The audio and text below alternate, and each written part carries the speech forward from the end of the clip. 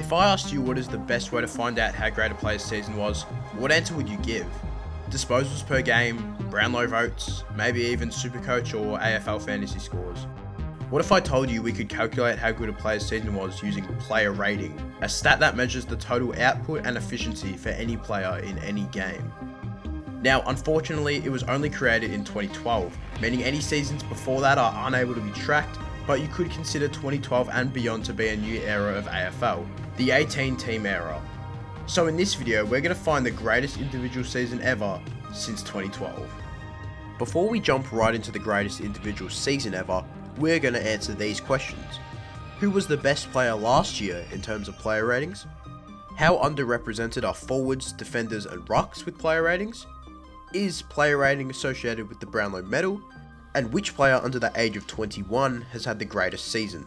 We'll then take a look at what you all came here for. Who has had the greatest individual season?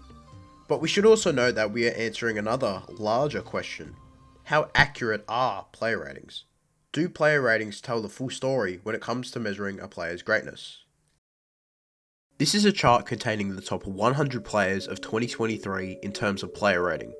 To crack the top 100 players, you have to get a score higher than 11.25. Just to list a few names off, there's Tom Stewart, Sam Walsh, Sam Taylor, Sicily, Gawn, Curnow, and Toby Green throughout the 100.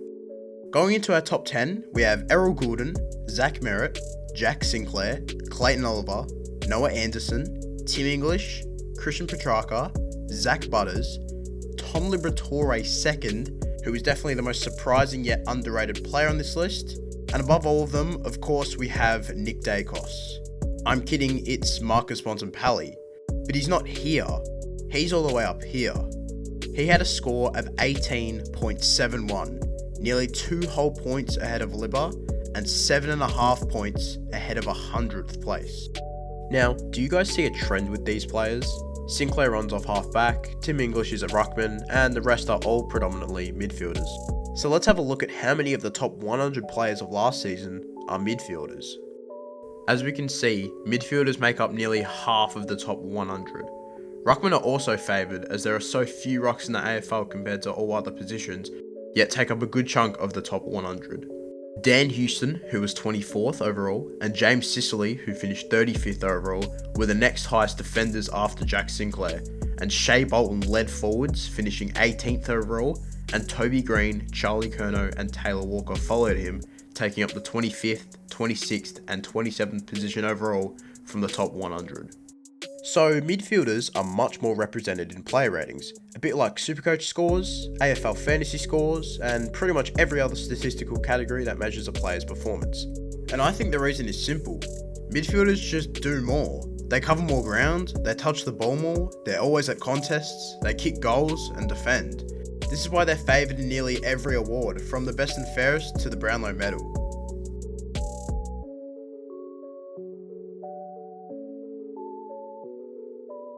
Now let's go back to our top 10. Do you see someone missing? No, I'm not talking about Nick Daicos. I'm talking about the 2023 Brownlow medalist Mr. Lockie 3 votes Neil. Where the hell is he? He placed 30th. 30th overall in player ratings, yet wins the Brownlow medal. How did 29 players finish above him? To put into perspective how absurd this is, let's find out how every other Brownlow medalist ranks among player ratings, and then compare them to the actual leader in player ratings for each season. So for last year, we had Lockie Neal, who was 30th in player ratings, and the leader Bont finished 2nd in the Brownlow medal voting with 29 votes. In 2022, Cripps was 5th in player ratings, and Clayton Oliver finished equal 4th in the Brownlow. In 2021, Ollie Wines was 15th, and Nick Natanui, who led player ratings, only polled 5 votes for the entire year of 2021. 5 votes. Once we get to the end of the video and review the top 100 greatest seasons, you're going to see how absurd this is. Chalky Neal also won the Brownlow in 2020, and it was Petrarca who led player ratings, finishing equal 3rd in the Brownlow. I don't know if you guys are seeing a pattern between the Brownlow medal and player ratings, because I'm not seeing one either. Max Gawn led player ratings in both 2019 and 2018 and finished equal 9th and equal 4th in the Brownlow. Tom Mitchell was 19th in player ratings and won the Brownlow medal. And finally, we arrive at 2017, where Dustin Martin led player ratings and also won the Brownlow medal. Dangerfield was second in player ratings and second in the Brownlow medal. Well, would you look at that? And in 2016, Dangerfield won the Brownlow and led player ratings. Josh Kennedy was second in player ratings and finished equal 11th. And lastly, we have Nat Fyfe, who did actually come second in player ratings in 2015, but Dangerfield, who led it, came 6th in the Brownlow. So what did we learn from that little experiment? That there is nearly no correlation between player ratings and the Brownlow medal? Well, at least every player who won the Brownlow finished in the top 15 or so in player ratings, except for 1 or 2 players. What does that tell us about both the Brownlow medal and player ratings? Are the umpires not rewarding the correct players and only rewarding midfielders who touch the ball 50 times a game? Or are player ratings favouring players who can impact the stat sheet but not the final scoreboard? A couple videos ago, I showed you guys how good Nick Daicos really was in his first 2 seasons by comparing his Brownlow votes in his first 2 years to other great young players. If you want to check that video out after this one, it's in the description and the pinned comment. So now let's create a chart consisting of the best young players, but based on player ratings instead of Brownlow votes. To quickly put into perspective how great some of these seasons are, Will Ashcroft last year notched up an average player rating of 11.16. Sam Walsh's 2021 season ranks 15 on this chart and has a score of 14.02. Clayton Oliver is here and may appear again. Chad Warner was electric a couple seasons ago. Many of the game's current stars like Heaney, Merritt, Libba, Cripps and Treloar all make an appearance. Chad Wingard was a gun at Port Adelaide. And the biggest surprise is Nick Daicos at number 5, and he's beaten by Errol Goulden, who in the same season had a higher player rating. And the top 3, Bont's 2016 season, Clayton Oliver's 2018 season, making his second appearance on the chart, and Bont's 2015 season. So yeah, for those who forgot, Marcus Bontempelli was really good, even before hitting the age of 22. And finally, for what you've all been waiting for.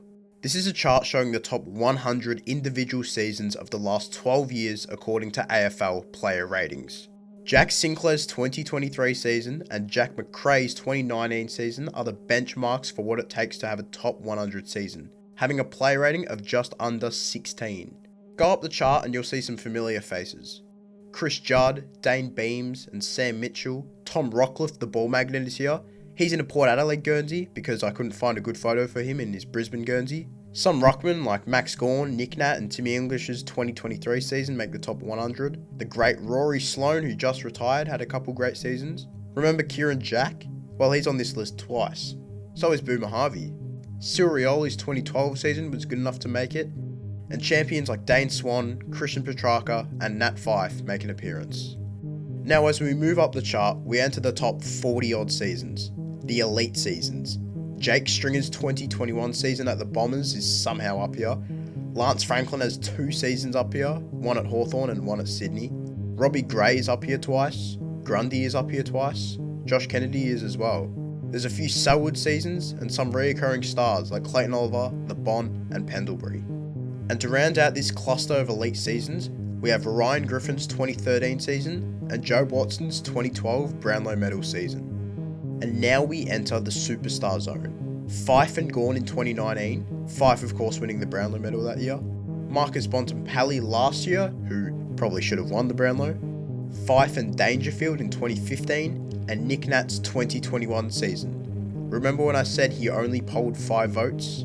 He has a top 10 highest rated season on this list. And again, we have a large gap between this small cluster and the top seasons since 2012. 2014, Scott Pendlebury. 2013, Gary Ablett. 2017, Patrick Dangerfield. 2016, Patrick Dangerfield. 2017, Dustin Martin. And 2012, Gary Ablett. The greatest individual season of the last 12 years.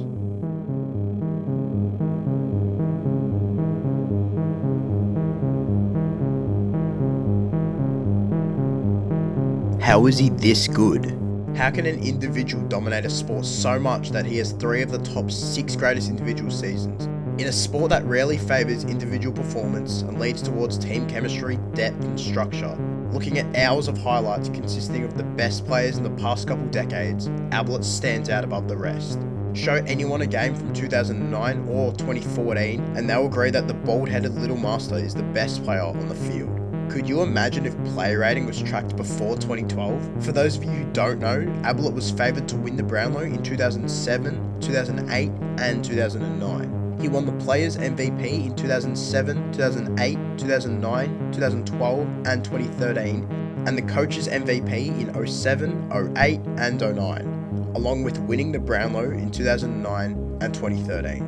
And one more thing, he also led the league in player ratings in 2015, but didn't qualify for the list as he only played 6 games. But back to the chart. A few Brownlow medalists missed the top 100, including Trent Cotchin in 2012, which we all know is actually Joe Watson's Brownlow medal, Matt Priddis in 2014, who didn't even crack the top 35 in his own season, Tom Mitchell in 2018, Ollie Wines in 2021, Patrick Cripps in 2022, who was actually 101st overall, and of course, Lachie Neale in 2023.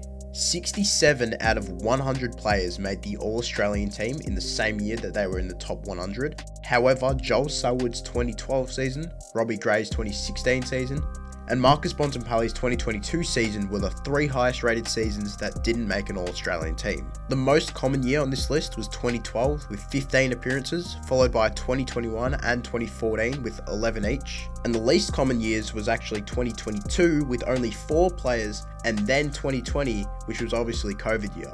One thing I forgot to mention is I actually adjusted the 2020 player ratings because they were only 16-minute quarters. And the most common player on the list was Dangerfield, who is featured 8 times in every year from 2012 to 2019. And following him is Fife, The Bont and Pendlebury, who made it 6 times each, and then Nick Nat with 5. So what did we learn from today's video? Is player rating the best statistic to measure a player's performance night in and night out? Remember, while I did say that player rating is the best stat to measure a player's greatness, it definitely isn't accurate 100% of the time. This video was made to better understand how it measures compared to the greatest of seasons. So let me know what you think, and I'll see you soon.